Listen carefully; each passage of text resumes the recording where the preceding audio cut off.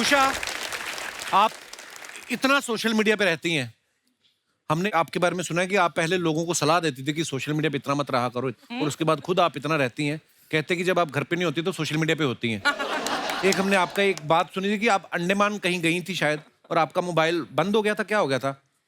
वहाँ पे नेटवर्क नहीं आता है एक्चुअली। अच्छा, तो फिर कैसे कटी जिंदगी? अंडमान में नेटवर्क नहीं आता है। नहीं, मेरा पूरा काम फोन पे है। जैसे ये तीनों शोज करते हैं, स्टैंड अप शोज करते हैं, मेरा सारा काम ही, मेरा office is the phone, because मैं वीडियो फोन पे डालती हूँ। तो वहां पर नेटवर्क ही नहीं आया 3 दिन, तो मुझे कुछ पता ही नहीं लगा कि दुनिया में हो क्या रहा है।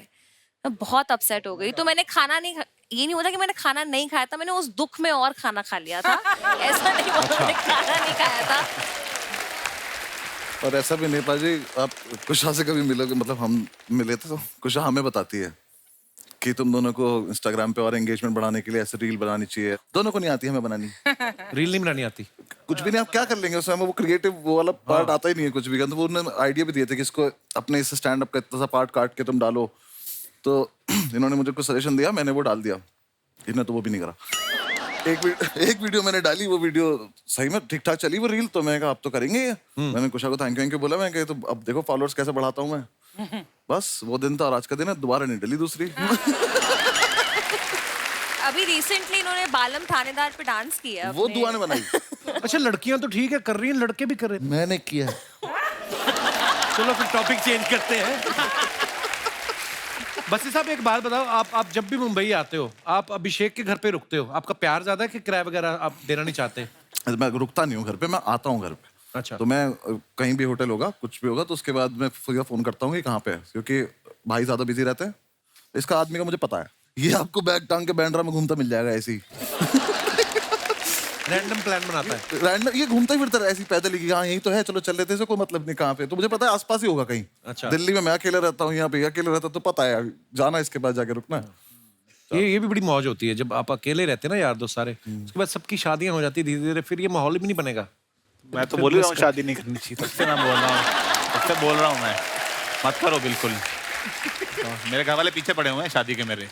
अरे मैं घर गया था एक बार अभी, तो मेरी मम्मी कह रही कर लो बेटा शादी, क्या हुआ? मैं कह नहीं अभी टाइम नहीं है। तो कह रही देखो हमारे सामने वाली बिल्डिंग में एक आदमी रहता है, 45 साल का हो गया, शादी नहीं हुई अब तक बेचारे की। मैं कहा बेचारा क्या है इसमें?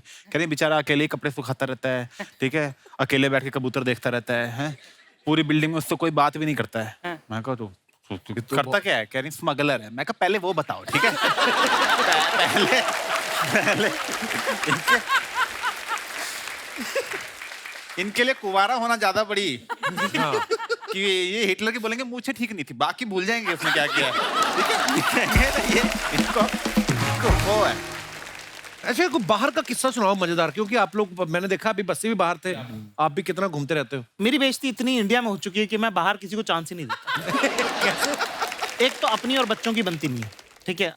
मेरे को ऐसा लगता है कि बच्चे सबसे प्यारे होते हैं 5 से 10 साल वाले, क्योंकि उनको तुम काम बता सकते हो, चल पान ले क्या। 11 के बाद वाले बच्चे नहीं है, वो सब बाप है, उनको सब पता है परियां छोड़ के गई थी कि नहीं गई थी। सबसे भयंकर बच्चे होते हैं 1.5 से 2.5 वाले।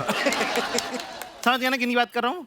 वो जो चल नहीं पाते हैं पर बोलने लग गए, वो अब पता कुचू वाले। उनके हाथ में सामान आने लग गया पर उनको पता नहीं इसका करना क्या है। वो तुम्हारी आंख में चम्मच मार देंगे। अरे मैं उस दिन कॉफी पी रहा था, मेरा बेटा रिमोट डाल गया उसमें। पर बेटा ऐसा करता है, बेटी नहीं करती, वो बहुत ध्यान रखती है। उस तो मुझे शक ही रहता है कि उस दिन कॉफी में डाल गया। एक दिन आया बड़ी तेजी से, वही चलना ही सीखा अभी, वो आया फटाफट टेढ़ा मेढ़ा लटकाते, आते ही मेरा मोबाइल उठाया। मुझे शक था कि क्या करने वाला ये, क्योंकि बाप तो मैं ही हूं उसका। वो गया मेरे कमरे में, सीधा ही कमोड उठाया, मैं वहीं पकड़ लिया। पर ये करते वाकई। हाँ, तो अपना बच्चों से अब प्रॉब्लम क्या है कि लोगों ने ये वाला कल्चर बना दिया कि अगर आप कुत्ते से बात नहीं करते हो, बच्चे से बात नहीं करते, आप इंसान अच्छे नहीं हो, ठीक है ना। और अपने से दोनों से, मेरे से जो जवाब नहीं दे रहा उससे बात करने का कोई मतलब नहीं। एक तरफा आशिक मुझे समझ में आता है, एक तरफा बात करने वाले मुझे समझ में नहीं आते। अगला जवाब नहीं दे रहे, लोगों गुचू गुचू। अपने बस का नहीं है ये सब। मैं ट्रेन में बैठा, एक बार इंदौर से मैं दिल्ली जा रहा था, ठीक है। तो मैं बिस्किट विस्किट लेके रखता हूँ, ऐसे ही अपने को पसंद है। बच्चा रो रहा भयंकर, 2.5 साल की लड़की, चैंप है, पूरा डब्बा उसने तहस नहस कर दिया। तो मुझे लगा यार कि बच्ची है, रो रही है ना। तो मैंने उसको बिस्किट दे दिया। अच्छा उसकी मदर नहीं थी, फादर ही थे जो संभाल रहे थे। बाप से ऐसे संभाल नहीं रहा बच्चा, वैसे वो भी हो रहा था। मैंने कहा थोड़ी देर में आती होंगी, वो संभाल लेंगी, उनको ट्रिक ज्यादा अच्छी पता होती है। उसने बोला नहीं नहीं नहीं, खुददार बाप था सब, नहीं नहीं करके उसने बोला मैं बाहर खिलाता हूँ ये वो, ठीक है। ऐसे उठा के मैंने बिस्किट ऑफर किया, उसने बिस्किट नहीं लिया। मैंने कहा अपना क्या, अपन ही खाने वाले थे वैसे भी, और मैं खाना खा के आया था। 5 मिनट बाद वो पुलिस वाला लेके आ गया, अच्छा कि ये नशे के बिस्किट खिला रहा है। नशे के बिस्किट। अब वो पुलिस वाले ने मेरे से पूरा बिस्किट खिलवाया मेरे को, खा के दिखाओ कि इनमें नशा। अब मुझे आ रही नींद, मैं सोया हुआ नहीं कल रात का, मैंने यहाँ आया तक खाना खा रखा। हाँ पूरा बिस्कुट पे बैठ गया, उबकी आ रही है मेरे को, उबकी आई है, मुझे पकड़ लेगा अभी। अभी उतार लेगा, ये पक्का इसमें जहर था। बाप रे। तो मेरी इतनी बेइज्जती इंडिया में हो चुकी है, मैं बाहर फॉरेन में ये सब रिस्क लेता ही नहीं, मैं टहलने नहीं जाता, मेरे को चांस ही नहीं लेना है मत। और मुझे समझ में आया कि जैसे अगर आप फॉरेन में जाओ और उनसे अगर आप एक्सेंट में बात करो, excuse me where is the 5th street, उनको समझ में आता है कि अपन ट्राई कर रहे हैं। हाँ। तो वो और कॉपी करते हैं कि oh really you want go 5th street 5th street. तो मैं इसका इलाज ना है कि मैं ये वाला एक्सेंट वैक्सेंट वाला ट्राई करता ही नहीं हूँ, मैं सीधे उस पर रहता हूँ कि हेलो ब्रदर 5th रोड। उन्हें खट समझ में आता है ये। कुशा की मम्मी की भी एक अपनी डिक्शनरी है, ये आप खुद बताएंगी। कुशा क्या है आपकी मम्मी की डिक्शनरी जो है, क्या मेरा है? पूरा करियर ही मेरी मम्मी की वजह से चल रहा है actually. 70% of my career, because मैं उन्हीं की नकल करती हूँ अपनी वीडियोस में। अच्छा वो कुछ भी शब्द बनाती है और उनको पता ही नहीं कि वो कितनी फनी है, राइट? उनको अंदाजा ही नहीं कि वो That's the कितनी best फनी kind है। of funny. तो वो अगर बोलती है ऐसे कि ना घर चलो मैं घसुंड मारूंगी तुमको, कसुंड मारोगे। एंड घसुंड, मुझे लगता है घसुंड इज लाफा मुक्का समथिंग, पर जैसे वो चल रही होंगी घसुंड के जैसे बैठे हुए हो, तो घसुंड एडजेक्टिव है, नाउन है, वर्ब है, किसी को नहीं पता।